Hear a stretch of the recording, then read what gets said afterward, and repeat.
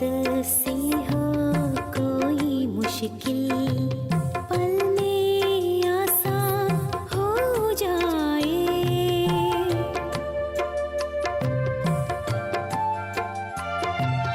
ये पल है ऐसा जो एक पल में लाखों के भाग्य जगा जाए। शीतल शीतल किरणें किरणें मन में आनंद भरता है।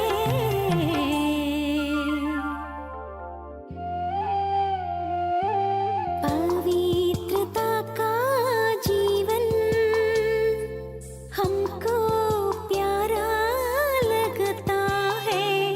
उपहार मिला संसार खिला कितना सुंदर लगता है।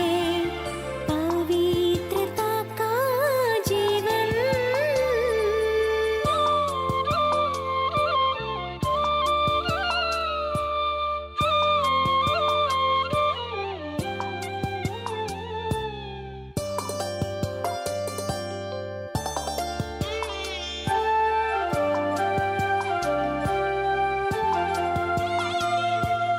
इतना सुहाना भाग्य मिला मिला है हमको प्राणों का प्राण।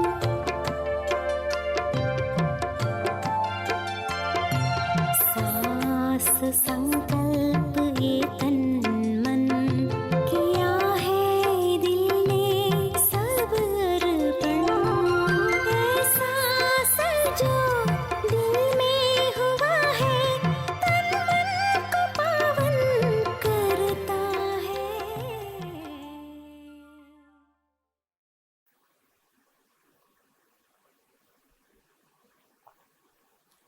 ओम शांति, ओम शांति, ओम शांति। प्राण प्यारे बाबा को आज को वाणी छ 2077 भाद्र 6 गते शनिबार। तदनुसार 22/8/2020। प्यारे बाबा मीठे बाबा भन्नुहुन्छ, मीठे बच्चे, बाबालाई तिमी बच्चाहरू नै प्रिय छ। बाबाले तिमीलाई नै सुधार्नको लागि श्रीमत दिनुहुन्छ। सदा ईश्वरीय मतमा चलेर स्वयंलाई पवित्र बनाऊ। आजको प्रश्न छ, विश्वमा शान्तिको स्थापना कहिले र कुन विधिबाट हुन्छ? उत्तर छ, तिमीलाई थाहा छ विश्वमा शान्ति त महाभारत लडाईँ पछि नै हुन्छ, तर त्यसको लागि तिमी पहिलाबाट नै तयार हुनु छ। आफ्नो कर्मातीत अवस्था बनाउने मेहनत गर्नु छ। सृष्टिको आदिमध्ये अन्तको ज्ञान स्मरण गरेर बाबाको यादबाट सम्पूर्ण पावन बन्नु छ। तब यस सृष्टिको परिवर्तन हुन्छ। आजको गीत छ, आज अंधेरे में है इंसान। ओम शान्ति। यो हो भक्ति मार्गमा गायन गरिएको गीत। भन्छन्, हामी अन्धकारमा छौं। अब ज्ञानको तेस्रो नेत्र दिनुहोस्। ज्ञान माग्छन् ज्ञान सागरसँग। बाँकी छन् अज्ञानतामा। भनिन्छ, कलियुगमा सबै अज्ञानको आसुरी निन्द्रामा सुतेका कुम्भकर्ण हुन्। बाबा भन्नुहुन्छ, ज्ञान त धेरै सहज छ हैन। परमपिता परमात्माले प्रदान गर्नुभएको ज्ञान धेरै सहज सजिलो छ। भक्ति मार्गमा कति वेद शास्त्र आदि पढ्छन्, हठयोग गर्छन्, गुरु आदि बनाउँछन्। अब ती सबैलाई छोड्नु पर्छ, किनकि उनले कहिले राजयोग सिकाउन सक्दैनन्। बाबाले नै त राजै दिनुहुन्छ हैन। बाबाले भन्न खोज्नु भएको के त हठयोगबाट शास्त्रबाट राजयोग सिकिँदैन। राजयोगको लागि स्वयं परमात्माद्वारा नै हामी सिक्न सक्छौँ, जसबाट नै हामी राजै प्राप्त गर्छौँ।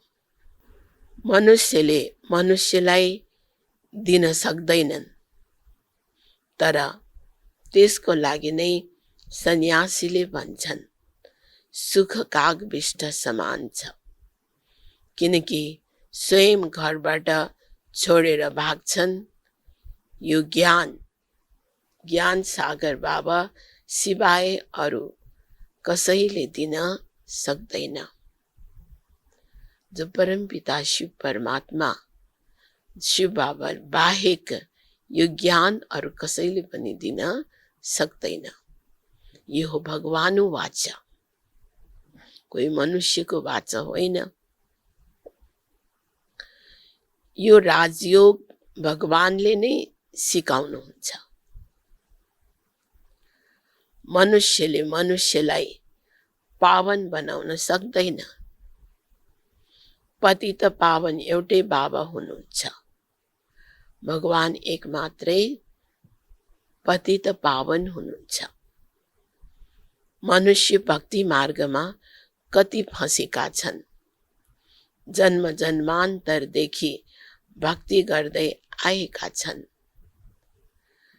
स्नान गर्न जान्छन्, यस्तो पनि होइन केवल गङ्गामा स्नान गर्छन्।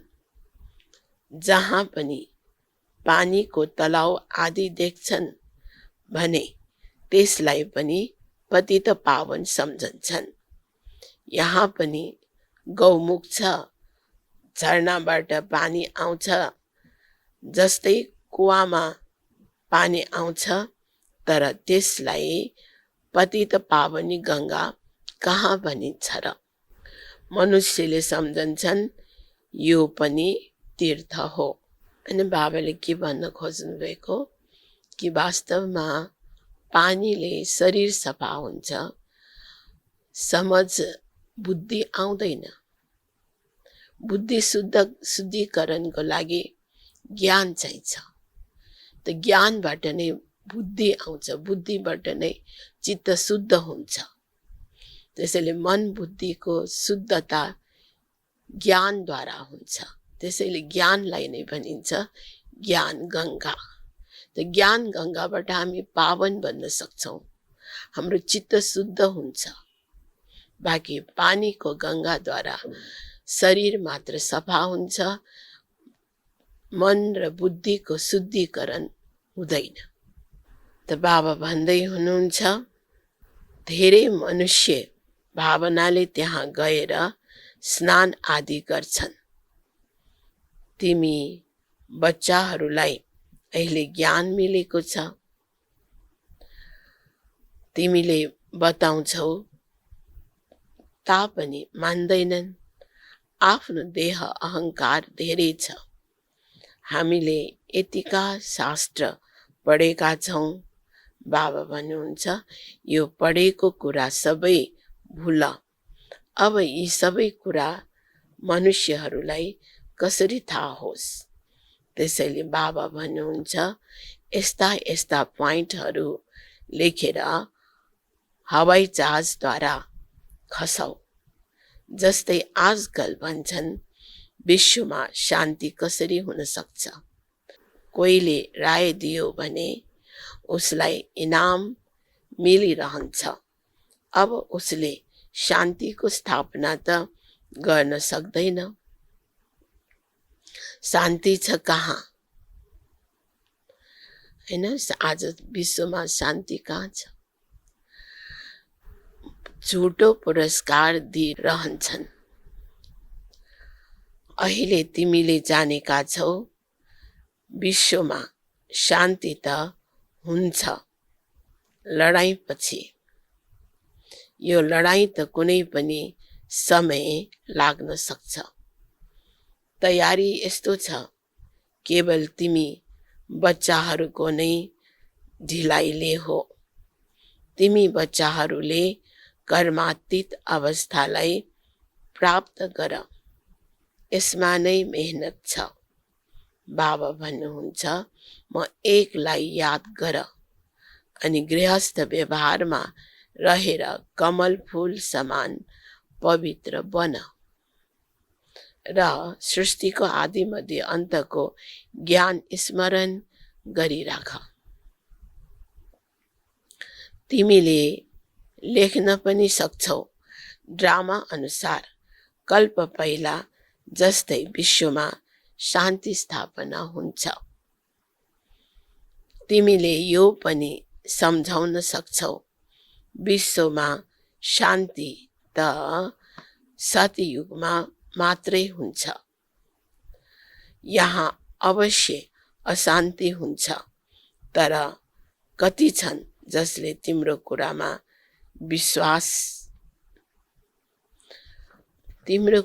विश्वासै गर्दैनन्, किनकि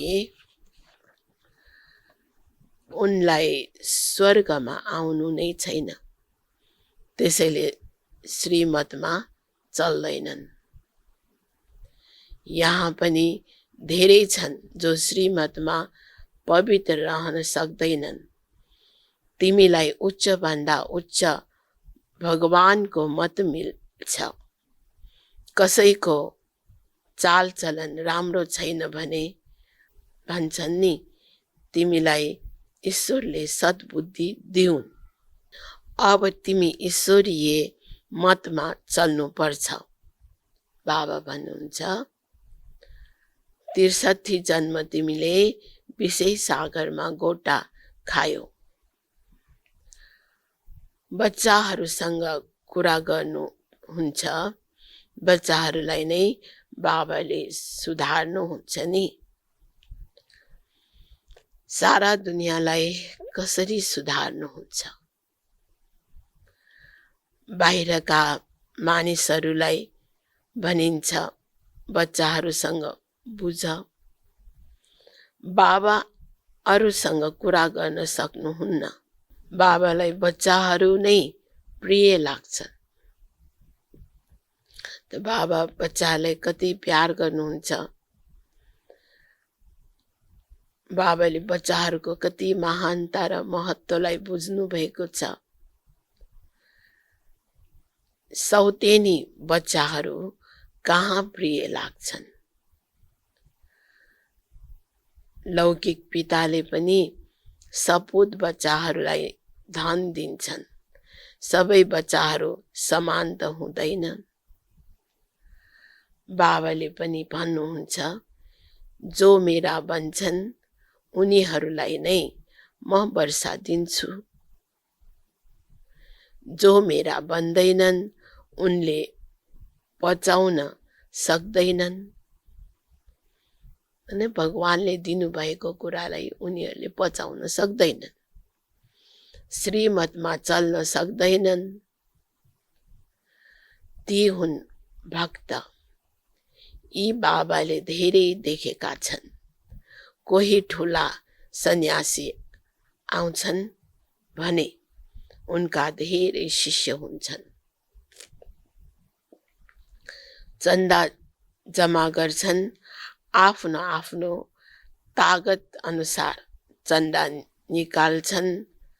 यहाँ बाबाले त चन्दा सङ्कलन गर यस्तो भन्नुहुन्न। यहाँ त जसले बीज रोप्छ 21 जन्म उसलाई फल मिल्छ। मनुष्यले दान गर्दा सम्झन्छन् ईश्वर अर्थ हामीले गर्छौं।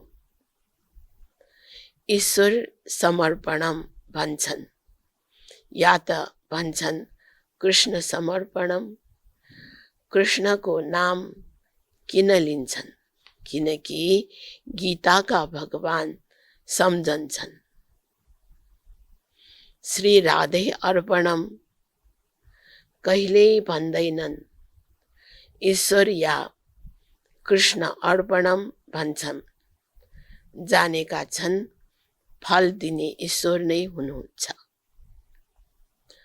कसैले धनवानको घरमा जन्म लिन्छ भने भन्छन् नि, पहिलो जन्ममा धेरै दान पुण्य गरेको हुनुपर्छ। त्यसैले यो बनेको हो। राजा पनि बन्न सक्छ, तर त्यो हो अल्पकाल कागविष्टा समान सुख। राजाहरूलाई पनि सन्यासीहरूले सन्यास गराउँछन् अनि उनलाई भन्छन्, स्त्री त सर्पिणी हो। तर द्रौपदीले त पुकारिन्, दुशासनले मलाई नगन गर्छ। अहिले पनि अबलाहरूले कति पुकार्छन्, हाम्रो लाज बचाउनुहोस् बाबा, यसले मलाई धेरै पिट्छ। भन्छन्, विष देऊ नत्र मारिदिन्छु। बाबा यस बन्धनबाट छुटाउनुहोस्। बाबा भन्नुहुन्छ, बन्धन त समाप्त हुनु नै छ। फेरि 21 जन्म कहिले नगन हुँदैन, त्यहाँ विकार हुँदैन। यस मृत्यु लोकमा यो अन्तिम जन्म हो। यो हो नै पतित दुनिया। दोस्रो कुरा बाबा सम्झाउनुहुन्छ, यस समयमा मनुष्य कति बेसमझ बनेका छन्। जब कोही मर्यो भने भन्छन् स्वर्ग गयो, तर स्वर्ग छ कहाँ? यो त नर्क हो। स्वर्गवासी भयो भने त अवश्य पहिला नर्कमा थियो। तर कसैलाई सिधा तपाईँ नर्कवासी हुनुहुन्छ भनेमा रिसाउँछन्। यस्ताहरूलाई तिमीले लेख्नु पर्छ। फलाना स्वर्गवासी भयो, यसको मतलब तपाईँ नर्कवासी हुनुहुन्छ।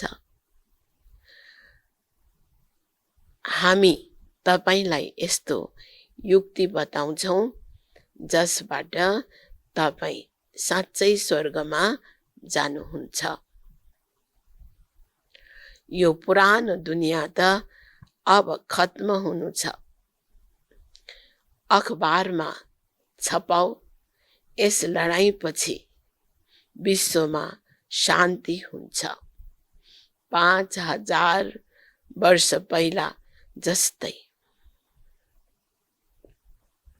यो 5000 वर्षको ड्रामा त पहिला जस्तै फेरि लडाईँ पश्चात नै विश्वमा शान्तिको स्थापना हुन्छ।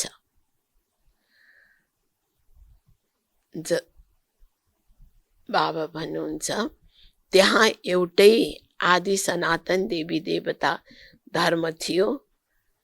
ती मानिसहरूले फेरि भन्छन् त्यहाँ पनि कंस, जरासन्ध आदि असुर थिए।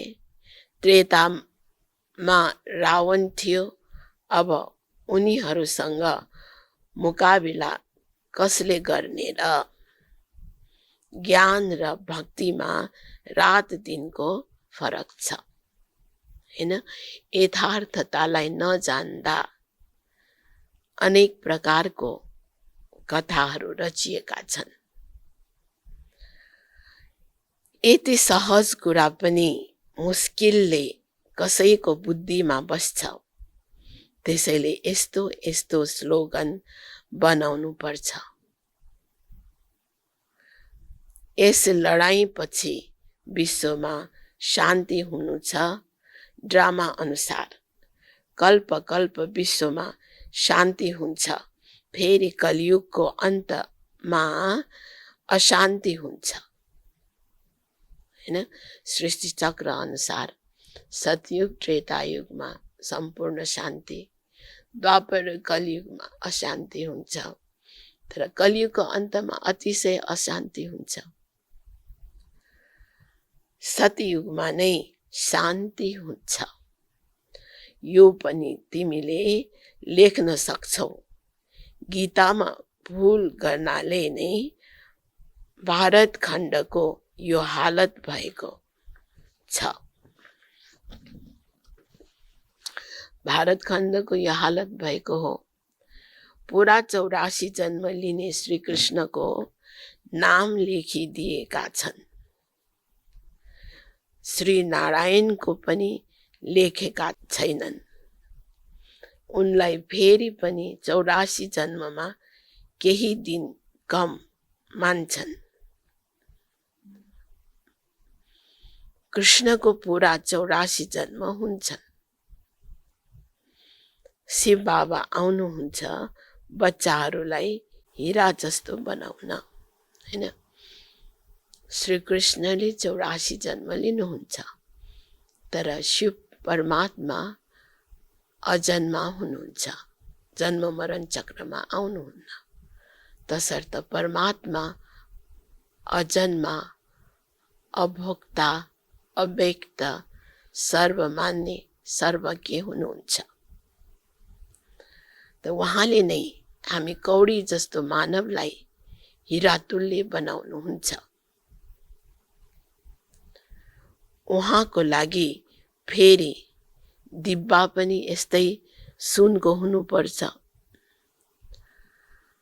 जसमा बाबा आएर प्रवेश गर्नुहुन्छ।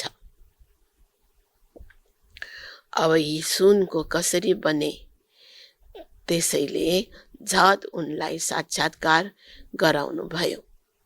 तिमी त विश्वको मालिक बन्छौ। अब म एकलाई याद गर, पवित्र बन, अनि तत्काल पवित्र हुन थाले। पवित्र नबनेसम्म त ज्ञानको धारणा हुन सक्दैन। शेर्नीको दूधको लागि सुनको पात्र चाहिन्छ। जो शेर्नीको दूध त्यति सजिलै त भेट्दैन नि। यो ज्ञान त हो परमपिता परमात्माको। यो ज्ञानको महत्त्व, यो ज्ञान कति अनमोल छ। यसलाई धारण गर्नको लागि पनि सुनको पात्र चाहिन्छ।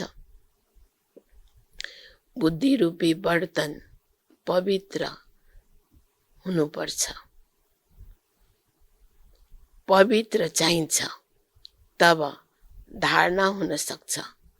पवित्रताको प्रतिज्ञा गरेर फेरि गिरे भने योगको यात्रा नै खत्म हुन्छ, ज्ञान पनि खत्म हुन्छ। कसैलाई भन्न सक्दैन। भगवानुवाच काम महाशत्रु हो। उसको तीर लाग्दैन। ऊ फेरि देखावटी ज्ञानी हुन्छ। कुनै पनि विकार नहोस्, सधैँ चाट राख। जसरी बाबा सर्वशक्तिवान हुनुहुन्छ, त्यसै गरी माया पनि सर्वशक्तिवान छ। आधा कल्प रावणको राज्य चल्छ। यसमाथि विजयी बनाउन बाबा बाहेक कसैले सक्दैन।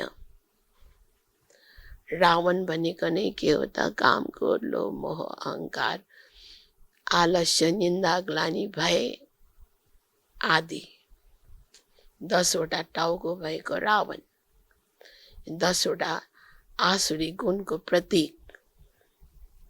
ड्रामा अनुसार रावण राज्य पनि हुनु नै छ। यहाँ नै हार र जितको यो ड्रामा बनेको छ। यो कुरा बाबाले तिमी बच्चाहरूलाई नै सम्झाउनुहुन्छ। मुख्य हो पवित्र हुने कुरा। बाबा भन्नुहुन्छ, म आउँछु नै पतितहरूलाई पावन बनाउन। बाँकी शास्त्रहरूमा पाण्डव र कौरवहरूको लडाईँ, जुवा आदि देखाएका छन्। यस्तो कुरा हुन कसरी सक्छ? राजयोगको पढाइ यस्तो हुन्छ र? युद्धको मैदानमा गीता पाठशाला हुन सक्छ? होइन, अब यही त एकातिर युद्ध चलिराखेको छ, अनि त्यहाँ गीता पाठशाला कसरी हुन्छ? जो ज्ञान बुद्धिमा कसरी घुस्छ? कहाँ जन्म मरण रहित शिव बाबा, कहाँ पुरा 84 जन्म लिने कृष्ण।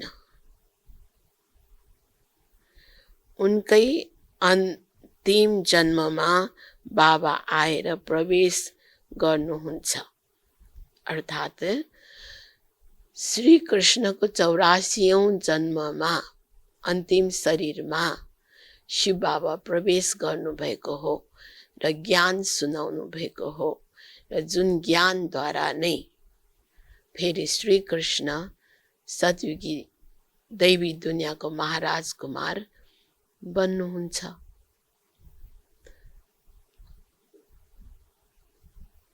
कति स्पष्ट छ। गृहस्थ व्यवहारमा रहेर पवित्र पनि बन्नु छ। सन्यासीहरूले त भन्छन् दुवैसँगै रहेर पवित्र रहन सकिँदैन। भन, तपाईलाई त कुनै प्राप्ति छैन, त्यसैले कसरी रहनुहुन्छ?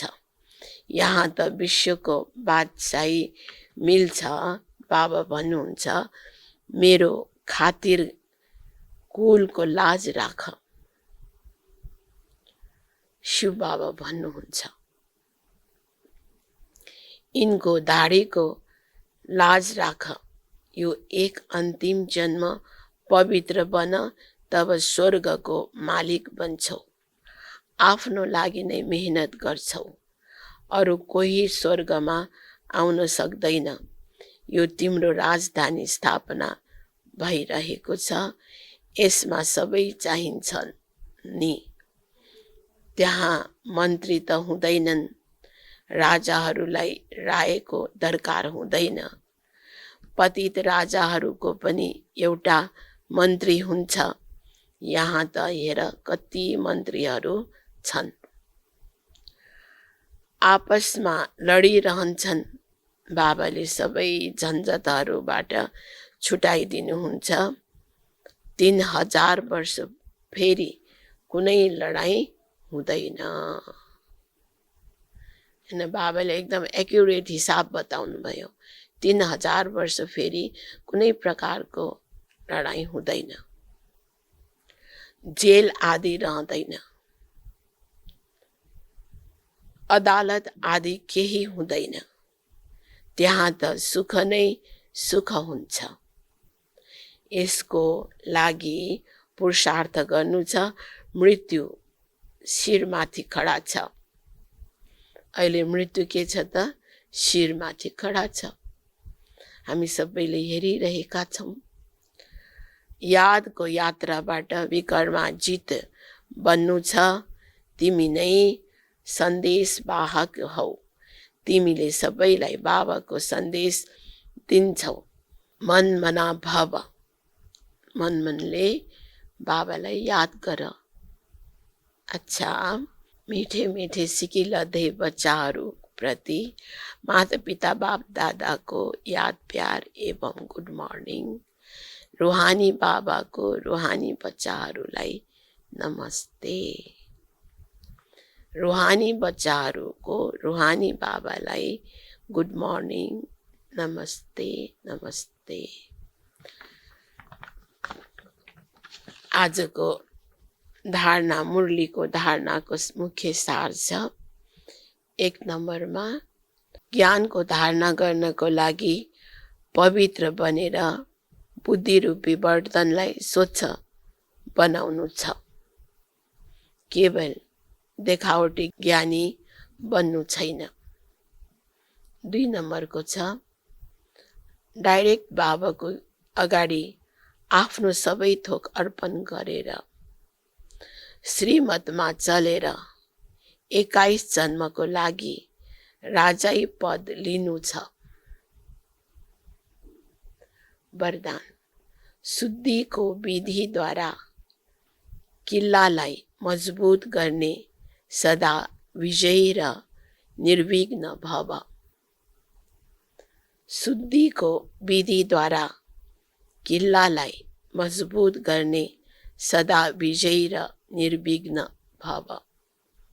विस्तारमा छ यस किल्लामा हरेक आत्मा सदा विजयी र निर्विघ्न बनोस्। यसको लागि विशेष समयमा चारैतिर एक साथ योगको कार्यक्रम राख। बाबाले के भन्नुभयो कि यस किल्लामा भनेको यस ईश्वरीय कार्यको किल्लामा हैन, जो बाबाले बताउँदै हुनुहुन्छ हरेक आत्मा सदा विजयी र निर्विघ्न बनोस्। यसको लागि विशेष समयमा चारैतिर एक साथ योगको कार्यक्रम राख। फेरि कसैले पनि यस तारलाई काट्न सक्दैन, किनकि जति सेवा बढाउँदै जान्छौ त्यति मायाले आफ्नो बनाउने कोसिस पनि गर्छ। त्यसैले जसरी कुनै पनि कार्य सुरु गर्ने समयमा शुद्धिको विधि अपनाउनु छ, त्यस्तै सङ्गठित रूपमा तिमी श्रेष्ठ आत्माहरूको एउटै शुद्ध सङ्कल्प होस्। विजयी यो हो शुद्धिको विधि, जसबाट किल्ला मजबुत बन्छ। जति जति हामी शुद्धिकरण बन्दै जान्छौँ र योगको बल बढाउँदै जान्छौँ त्यति त्यति किल्ला मजबुत हुन्छ। स्लोगन छ युक्तियुक्त वा यथार्थ सेवाको प्रत्यक्ष फल हो खुसी। युक्तियुक्त वा यथार्थ सेवाको प्रत्यक्ष फल हो खुसी। आज मातेश्वरी जी को अनमोल महावाक्य पनि छ। यसको हेडिङ छ अब विकर्म बनाउने कम्पिटिसन गर्नु छैन। पहिला सुरुमा त आफ्नो पासमा यो उद्देश्य अवश्य राख्नु छ, हामीलाई कुनै पनि रीतिले आफ्नो विकारहरूलाई बस गर्नु छ अनि मात्रै ईश्वरीय सुख शान्तिमा रहन सकिन्छ। यो जगदम्बा सरस्वती माँको महावाणी छ। आफ्नो मुख्य पुरुषार्थ हो स्वयं शान्तिमा रहेर अरूलाई शान्तिमा ल्याउनु।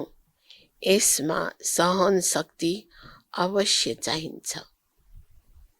सारा कुरा आफैमाथि आधारित छ। यस्तो होइन कसैले केही भन्यो त्यसैले अशान्तिमा आउनु छ। होइन, ज्ञानको पहिलो गुण हो सहन शक्ति धारण गर्नु। हेर, अज्ञान कालमा पनि भन्छन् कसैले जति नै गाली दियोस् यस्तो सम्झ मलाई कहाँ लाग्यो र। जसले गाली दियो त्यो स्वयं त अशान्तिमा आयो, उसको हिसाब किताब आफ्नो बन्यो। तर म पनि अशान्तिमा आएँ, केही भनिदिएँ भने फेरि मेरो विकर्म बन्छ। त्यसैले विकर्म बनाउने कम्पिटिसन गर्नु छैन, आफ्नो विकर्मलाई भस्म गर्नु छ, न कि बनाउनु छ। यस्तो विकर्म त जन्म जन्मान्तर बनाउँदै आयो र दुःख पाउँदै आयो। अहिले त ज्ञान मिलिरहेको छ यी 5 विकारहरूलाई जित्ने। विकारको पनि ठुलो विस्तार छ, धेरै सूक्ष्म रीतिसँग आउँछ। कहिले ईर्ष्या आउँछ अनि सोध्छन् यसले यस्तो गर्यो भने मैले किन नगरौँ। यो हो ठुलो भुल। आफूलाई त अभुल बनाउनु छ। यदि कसैले केही भन्यो भने यस्तो सम्झ, यो पनि मेरो परीक्षा हो। कहाँसम्म म भित्र सहन शक्ति छ, आफैलाई हामीले चेक गर्ने हो। कहाँसम्म म भित्र सहन शक्ति छ। यदि कसैले भन्छ मैले धेरै सहन गरेँ, एक पटक मात्र पनि जोश आयो भने आखिर फेल भए।